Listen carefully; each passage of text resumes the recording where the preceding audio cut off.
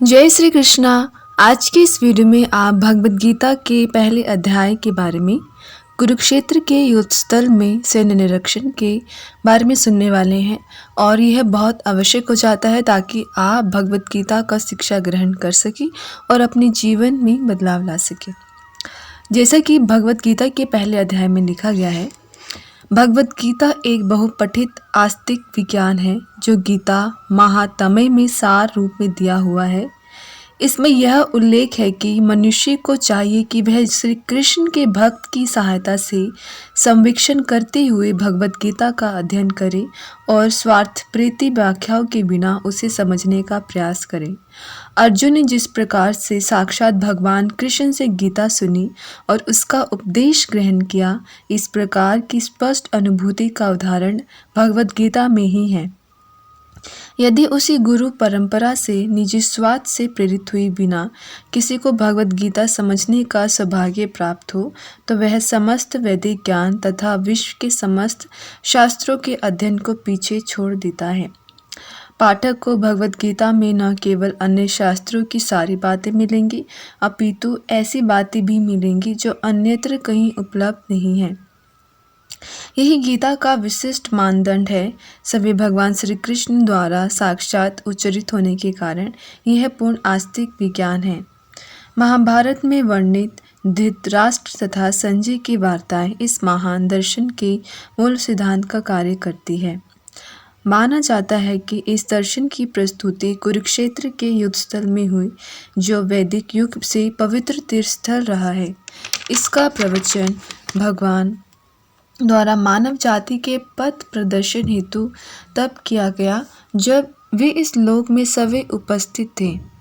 धर्मक्षेत्र शब्द सार्थक है क्योंकि कुरुक्षेत्र के युद्ध स्थल में अर्जुन के पक्ष में श्री भगवान सवे उपस्थित थे।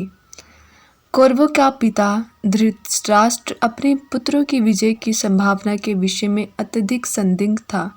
अतः इसी संदेह के कारण उसने अपने सचिव से पूछा। उन्होंने क्या किया? वह आश्वस्त था कि उसके पुत्र तथा उसके छोटे भाई पांडु के पुत्र कुरुक्षेत्र की युद्ध भूमि में निर्णयात्मक संग्राम के लिए एकत्रित हुए। फिर भी जिसकी जिज्ञासा सार्थक है, वह नहीं चाहता था कि भाइयों में कोई समझौता हो। अतः वह युद्ध भूमि में अपने पुत्रों की यति के विषय में आश्वस्त होना चाह रहा था, क्योंकि इस युद्ध को कुरुक्षेत्र में लड़ा जाना था, जिसका उल्लेख वेदों में स्वर्ग के निवासियों के लिए भी तीर्थस्थल के रूप में हुआ है। अतः धृतराष्ट्र अत्यंत भयभीत था कि इस पवित्र स्थल का युद्ध के परिणाम पर न जाने क्या कैसे प्रभाव पड़ी। उसे भली भांति ज्ञात था कि इसका प्रभाव अर्जुन तथा पांडु के अन्य पुत्रों पर अत्यंत अनुकूल पड़ेगा, क्योंकि स्वभाव से वे सभी पुण्यात्मा थे। संजय श्री व्यास का शिष्य था, अतः उनकी कृपा से संजय धृतराष्ट्र के कक्ष में बैठे बैठे कुरुक्षेत्र के युद्ध स्थल का दर्शन कर सकता था। इसलिए धृतराष्ट्र ने उससे युद्ध स्थल की स्थिति के विषय में पूछा। पांडव तथा धृतराष्ट्र के पुत्र दोनों ही एक वंश से संबंधित हैं, किंतु यहाँ पर धृतराष्ट्र के वाक्य से उसके मनोभाव प्रकट होते हैं। उसने जानबूझकर अपने पुत्र को कुरु कहा और पांडु के पुत्र को वंश के उत्तराधिकारी से विलग कर दिया। इस तरह पांडु के पुत्रों अर्थात अपने भतीजों के साथ धृतराष्ट्र की विशिष्ट मनस्थिति समझी जा सकती है।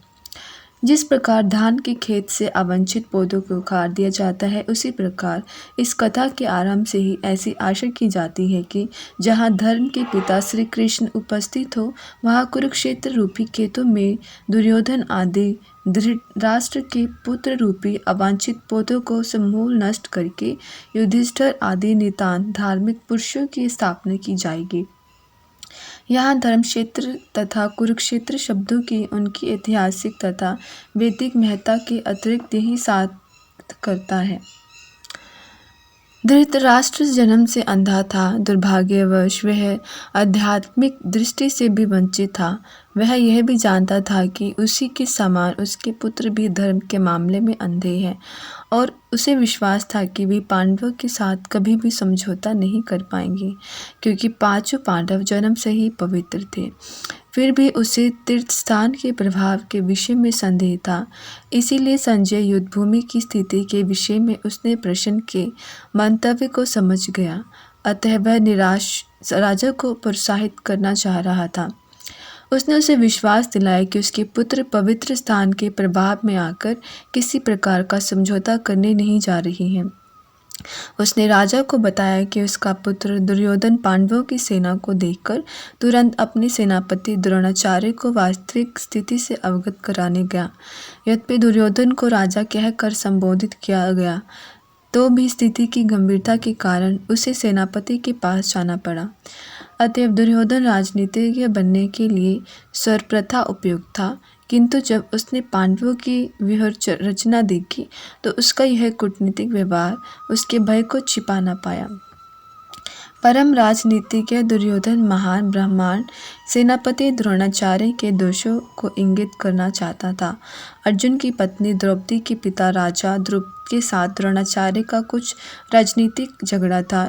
इस झगड़े के फलस्वरूप द्रुपद ने एक महान यज्ञ संपन्न किया, जिससे उसे एक ऐसा पुत्र प्राप्त होने का वरदान मिला जो द्रोणाचार्य का वध कर सके। द्रोणाचार्य इसे भली भांति जानता था, किंतु जब द्रुपद का पुत्र धृष्टद्युम्न युद्ध शिक्षा के लिए उसको सौंपा गया तो द्रोणाचार्य को उसे अपने सारे सैनिक रहस्य प्रदान करने में कोई झिझक नहीं हुई। अब धृष्टद्युम्न कुरुक्षेत्र की युद्धभूमि में पांडवों का पक्ष ले रहा था और उसने द्रोणाचार्य से जो कला सीखी थी उसी के आधार पर उसने यह व्यूह रचना की थी। दुर्योधन ने द्रोणाचार्य की इसी दुर्बलता की ओर इंगित किया, जिससे वह युद्ध में सजग रहे और समझौता न करे। इसके द्वारा वह द्रोणाचार्य को यह भी बताना चाह रहा था कि कहीं वह अपने प्रिय शिष्य पांडवों के प्रति युद्ध में उदारता न दिखा बैठे। विशेष रूप से अर्जुन उसका अत्यंत प्रिय एवं तेजस्वी शिष्य था। दुर्योधन ने यह भी चेतावनी दी कि युद्ध में इसी प्रकार की उदारता से हार हो सकती है।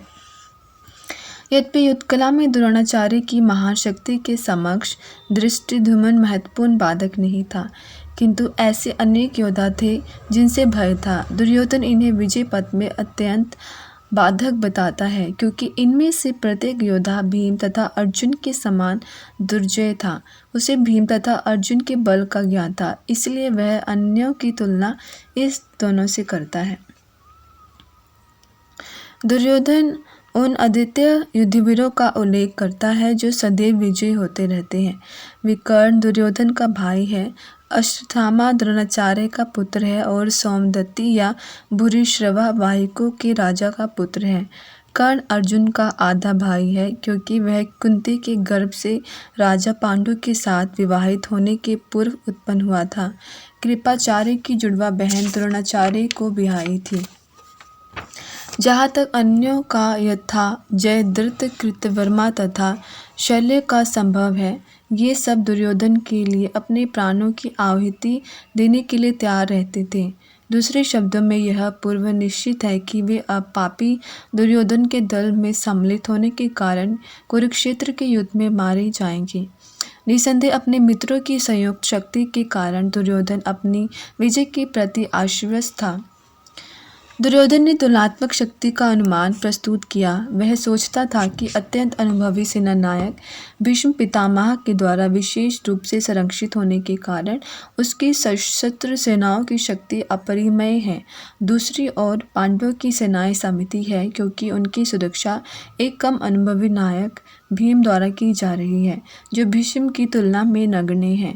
दुर्योधन सदैव भीम से ईर्ष्या करता था, क्योंकि वह जानता था कि यदि उसकी मृत्यु कभी हुई भी तो वह भीम के द्वारा ही होगी, किंतु साथ ही उसे दृढ़ विश्वास था कि भीष्म की उपस्थिति में उसकी विजय निश्चित है, क्योंकि भीष्म कहीं अधिक उत्कृष्ट सेनापति है। वह युद्ध में विजयी होगा, यह उसका दृढ़ निश्चय था। भीष्म पितामह के शौर्य की प्रशंसा करने के बाद दुर्योधन ने सोचा कि कहीं अन्य योद्धा यह न समझ ले कि उन्हें कम महत्व दिया जा रहा है। दुर्योधन ने अपने सहज कूटनीतिक ढंग से स्थिति संभालने के उद्देश्य से उपयुक्त शब्द कहे। उसने बलपूर्वक कहा कि भीष्मदेव निस्संदेह महानतम योद्धा है, किंतु अब वे वृद्ध ही हो चुके हैं। अतः प्रत्येक सैनिक को चाहिए कि चारों ओर से उनकी सुरक्षा का विशेष ध्यान रखे। हो सकता है कि वे किसी एक दिशा में युद्ध करने में लग जाए और शत्रु इस व्यवस्था का लाभ उठा ले। अतः यह आवश्यक है कि अन्य योद्धा मोर्चों पर अपनी अपनी स्थिति पर अडिग रहे और शत्रु को व्यूह न तोड़ने दे। दुर्योधन को पूर्ण विश्वास था कि कुरियों की विजय भीष्मदेव की उपस्थिति पर निर्भर है। उसे युद्ध में भीष्मदेव तथा द्रोणाचार्य के पूर्ण सहयोग की आशा थी, क्योंकि वह अच्छी तरह जानता था कि इन दोनों ने उस समय एक शब्द भी नहीं कहा था जब अर्जुन की पत्नी द्रौपदी को असहायावस्था में भरी सभा में नग्न किया जा रहा था, और जब उसने उनसे न्याय की भीख मांगी थी, यह जानते हुए भी कि इन दोनों सेनापतियों के मन में पांडवों के लिए स्नेह था। दुर्योधन को आशा थी कि वे इस स्नेह को उसी तरह त्याग देंगे जिस तरह उन्होंने क्रीड़ा के अवसर पर किया था। तो जैसे कि आपने देखा इस वीडियो में, अगले सार सुनने के लिए चैनल को सब्सक्राइब करें।